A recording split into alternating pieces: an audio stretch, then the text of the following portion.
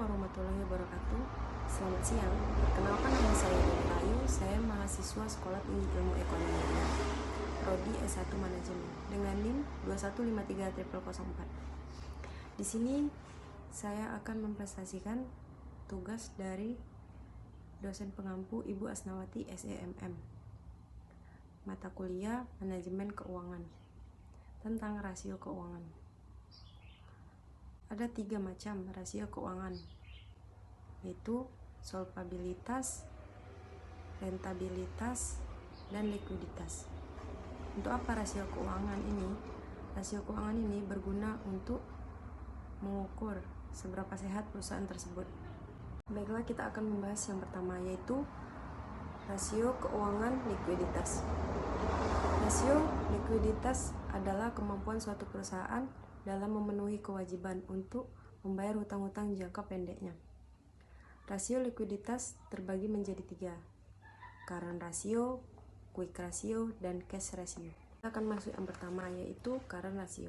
Current ratio adalah cara menghitung rasio likuiditas yang paling sederhana dibanding cara lainnya, atau bisa disebut dengan rasio lancar. Rumusnya adalah aktiva lancar dibagi dengan utang lancar dikali 100. Standar rasio ini adalah 200%. Dan yang kedua adalah quick ratio. Quick ratio adalah hanya menggunakan aktiva lancar yang paling liquid untuk dibandingkan dengan kewajiban lancar, atau bisa disebut dengan juga aktiva lebih lancar lagi.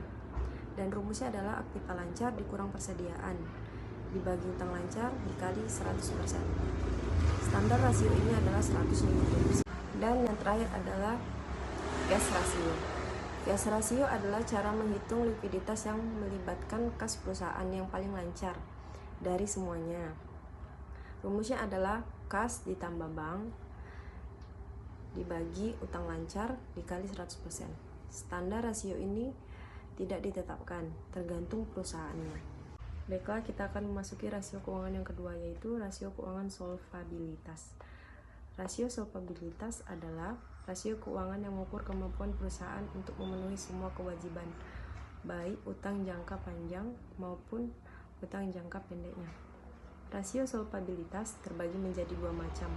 Yang pertama adalah rasio solvabilitas badan usaha dan rasio solvabilitas modal sendiri.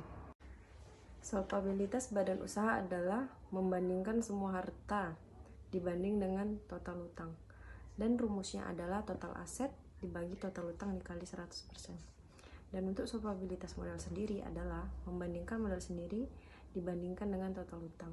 Rumusnya adalah modal sendiri dibagi total utang. Lalu kita akan masuk ke rasio keuangan yang ketiga.